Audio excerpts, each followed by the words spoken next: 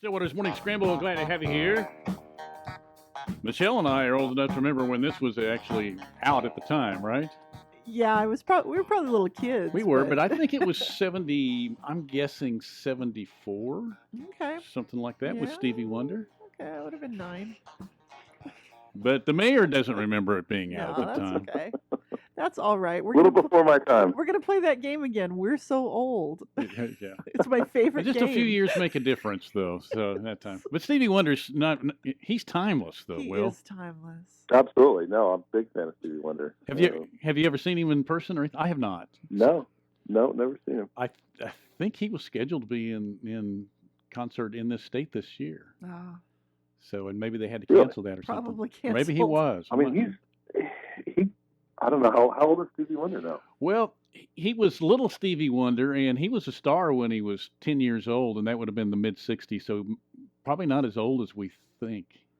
Nah, he's probably born in 1950. He's probably 70 yeah, I was years gonna old. say maybe in the early 60s he would have been. So, Yeah. so no, I bet he's pushing 70. So, Yeah. but he is an icon, Yep.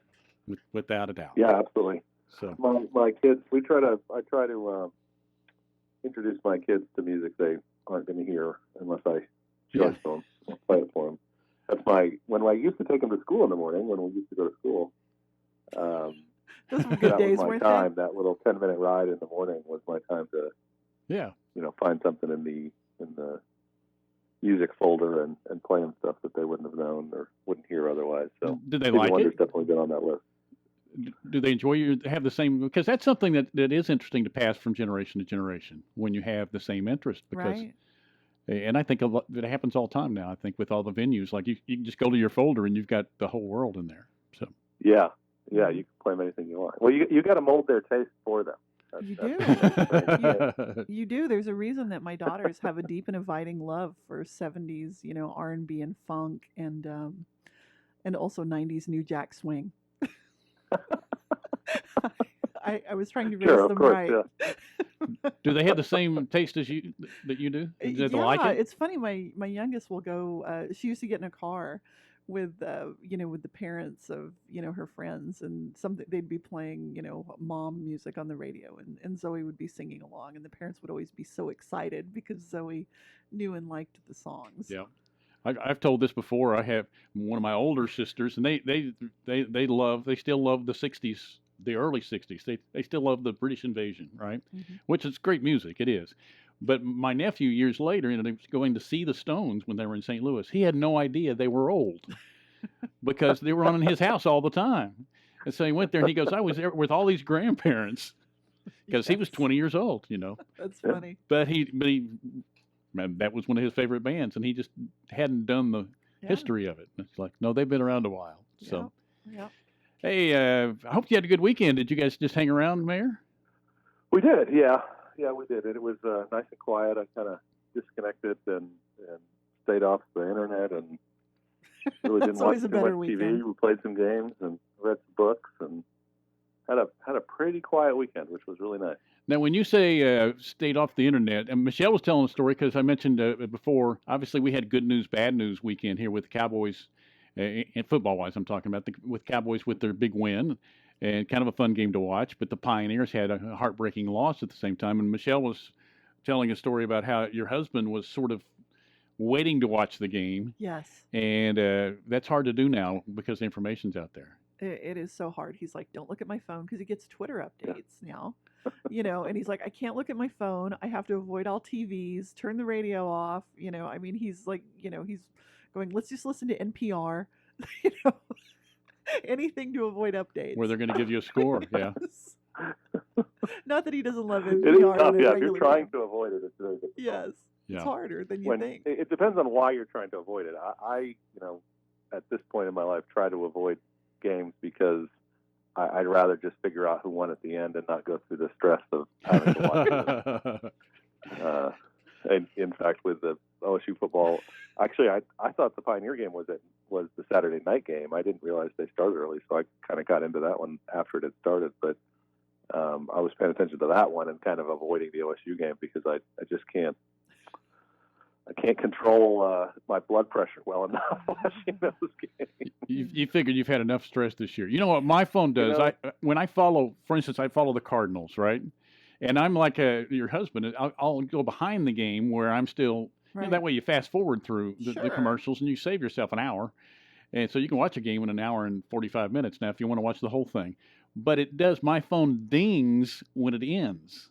It gives you updates. And so, like, there's an extra inning game going on, and I'm not that far behind. I'm going, I think we can, I think they'll push this another inning or whatever. And then it dings. It's like, nope. Now I know they stranded the runner on second base because my phone just went off. Right. So, yeah, I'm with you, Will. Just sometimes there's too much. But you do know I enjoy watching games that I'm not a fan of either team more at this point. I just can watch the game and enjoy the sport of it and not have to get too wrapped up in who's actually winning and losing. Yeah, that's funny because one of our great sponsors on the show, I won't give his name, but you can figure it out, but he's a fellow big Cardinal fan, and this has been a couple of years ago, but there was a game on, and somehow we were corresponding during that, and he just said, enough is enough. I'm going to take my dog for a walk. Let me know if this thing ends. So it was just sort of like what Will's saying. It was driving you crazy. I think it was an extra inning game, and it's like, Right. oh, this is stressful. Right. So, but it's the good kind of stress because it's still a game. You get to the point though where it's like any additional stress is just I don't know. That may the be where excitement. the mayor is now. Will, is that where it is? Yeah. Yeah, it really is. Honestly, I mean, I at this point, like this weekend, I mean, I would just rather sit and do a crossword puzzle or read an old book or something and just have a very quiet, uneventful afternoon instead of getting too wrapped up. I mean, I was watching Chiefs Buccaneers yesterday afternoon. So was I. Halfway through, which I'm not really a fan of either team. I was a huge Tom Brady fan when he was a Patriot. But he means when he played for the Patriots. Sure, He's still when he was a Patriot. quarterback for yeah. the yeah. I gotcha. He's disavowed. I don't know. Yes, when he played for the Patriots. Okay. Right. Tom Brady fan. I even understood that. But even that game was just too much going on. So I was like, I'm gonna finish my old Tom Clancy book here and sit on the chair and pet the dog and just relax for a couple hours. There's something about though. Now we're getting into football a little bit, but especially that first half of that game because Mahomes was unbelievable. He threw for 300. Yeah.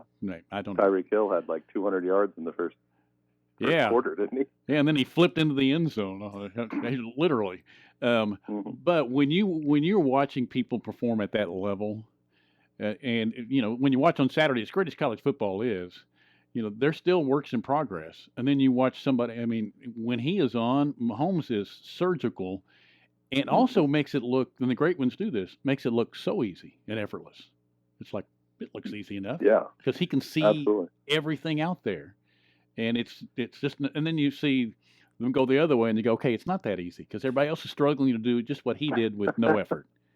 So he's going to be one of those players that, and this is going to get way too far off into sports probably, but he's going to be one of those players that I watched a little bit of the Notre Dame football game this weekend, and I don't know anything about Notre Dame and their quarterback, but their quarterback tried a little Patrick Mahomes kind of running to his right, shuffle pass back to his left.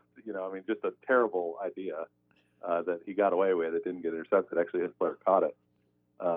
But that's one of those things that Mahomes, I think, does somehow makes look easy. Those kinds of plays where coaches probably look at him and go, "What are you doing? Do not do that again." But he makes them. And so now I'm sure there's going to be tons of college and high school quarterbacks that see him do that and are trying to make those little no-look, behind the back, over the shoulder kind of football passes, with his wrong hand and all that kind of stuff that Mahomes gets away with, and sometimes nobody else can. Yeah, when I was playing basketball years ago, everybody tried to do that with pass the ball like Magic Johnson. Oh yeah, absolutely. Go, oh yeah, I can see everything, and you throw it out of bounds and hit the coach. And it was like, well, I saw Magic do that. Yeah. I had a good friend in high school that we'd go play pickup basketball, and he was always trying to be Magic Johnson and hit people in the head with the ball because nobody knows. No-look passes when you're not very good at it are pretty bad. So. Yep, but Mahomes is one of those guys that you just look at and go, "What? How could you possibly have made that play?" Yeah, and nobody else in the league really can do what he can do. Yeah, and that's what they even Roma was doing the game yesterday, and he said that, and he says, and he's the only one that does that. So, and he Yeah. is right now. He's at a different level. So, There you go. hey, you got a big meeting tonight. We were talking about that earlier, and everybody, the three of us that have talked, Christy was on earlier. We're all excited about excited about the future of Boomer. I know you are too. Yeah, absolutely. Yeah, very, very excited about that project and the possibility of seeing really a transformational development with an old derelict, completely useless old building right now, and turning it into something that would be a real, not just an asset for the community, but a draw for people outside the community, and create all kinds of buzz for that side of town and really the whole community. Are we just to the point now, because cities have been doing that for a while, to where, I mean, you just have to go back to Oklahoma City and look at what their downtown looked like, and okay, we can either make it look like the ruins here, which are basically, you mentioned the word abandoned earlier, or we can turn it into something almost magical. Right. And I think that's something experience gives you by watching other people do that. And I think the ceiling is so high for what Boomer can be.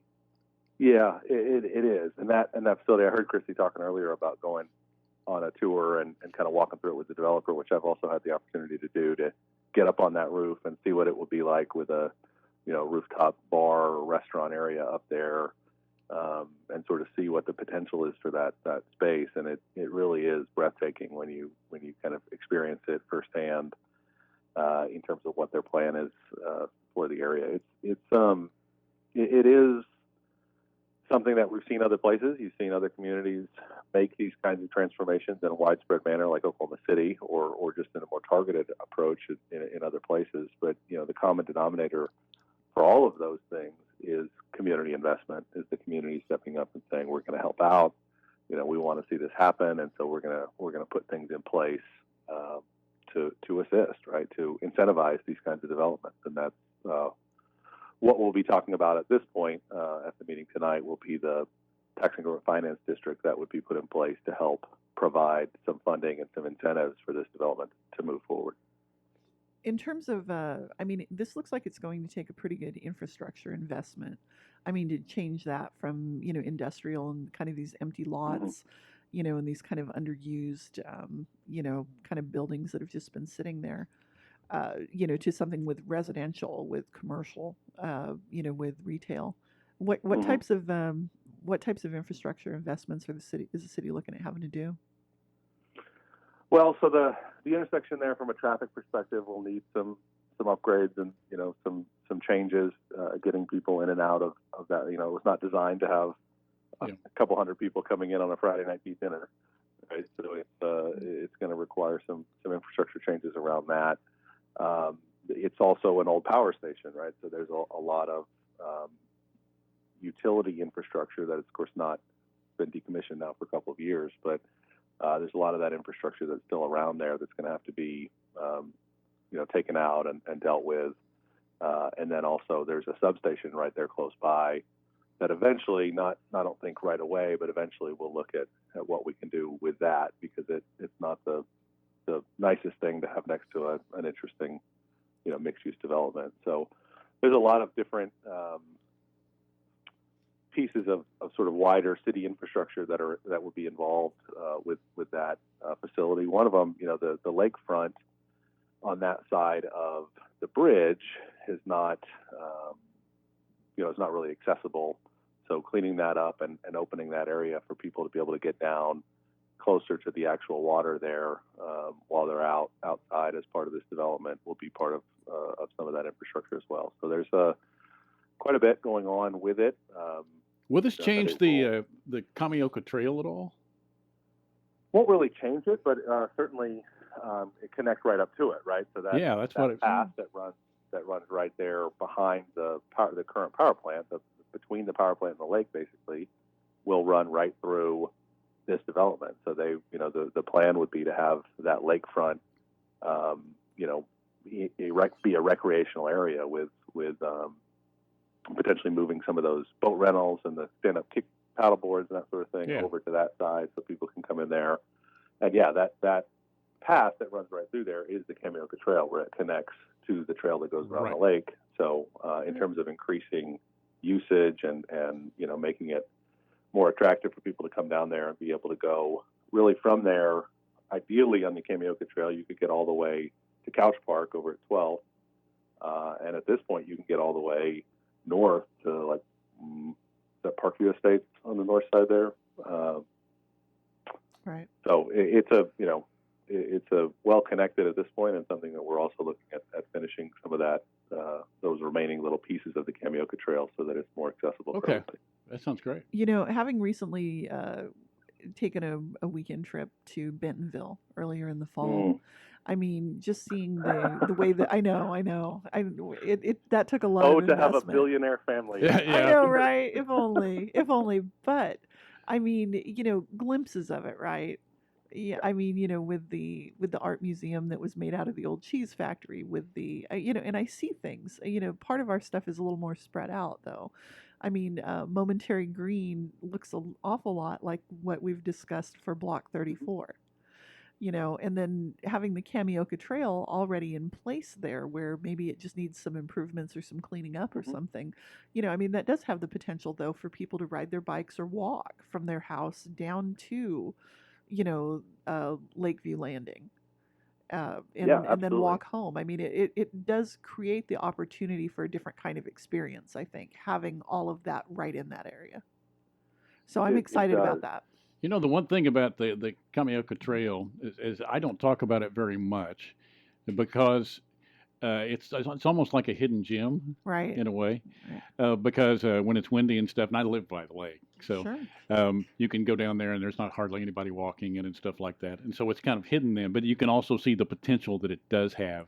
Right. Is really great. Sure, so much potential. And, seeing a place like Bentonville and what they've been able to do with the investment that's been made in trails, bike and walking trails, and these kinds of public amenities, right? The art museum and open spaces.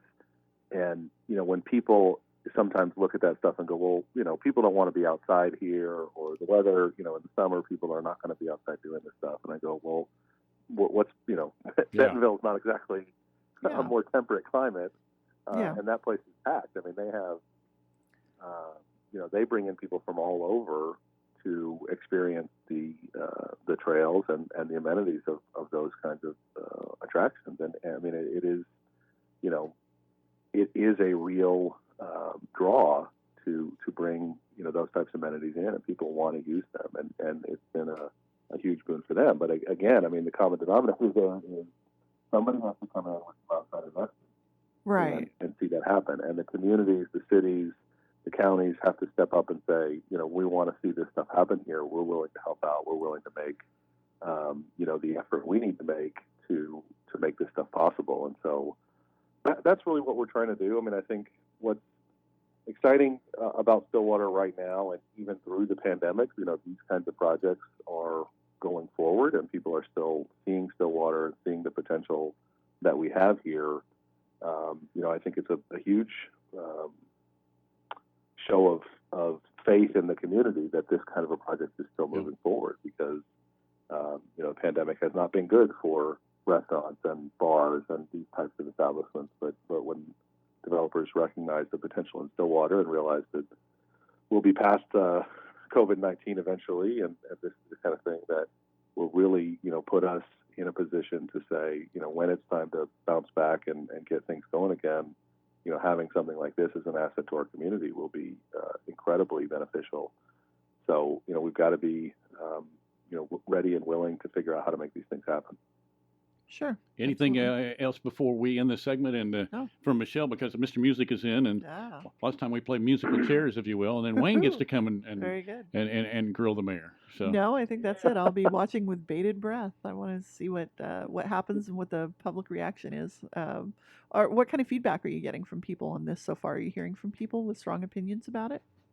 No, honestly, I haven't heard a whole lot from folks about this one. This is a little bit different. I mean, the tax increment financing district we did before was for the downtown redevelopment area was a little bit more controversial.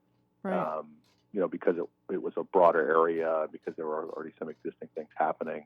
Sure. This one is a much more traditional use, I think, of a TIF district. It's a, none of the property is even on the tax rolls in and around the city-owned property, and so there's some clear. It's a little bit easier to understand exactly how this one's going to work. So, no, haven't heard anything. Other than really excitement to see this kind of a development happen. That's going to be a nice change.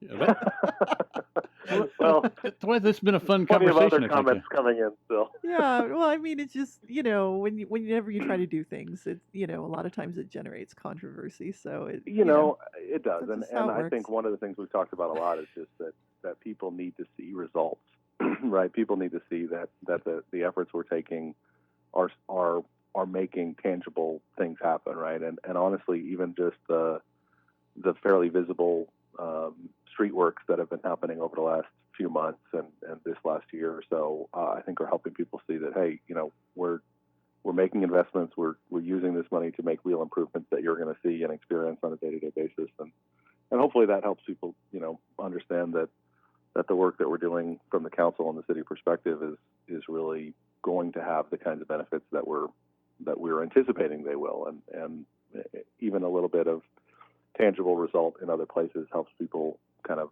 I think, come on board. Sounds good. Makes sense. Hey, thanks for hanging out. Hey, no to Michelle, and you've got another segment in you, don't you? Here, Will? Sure. Yep. That sounds good.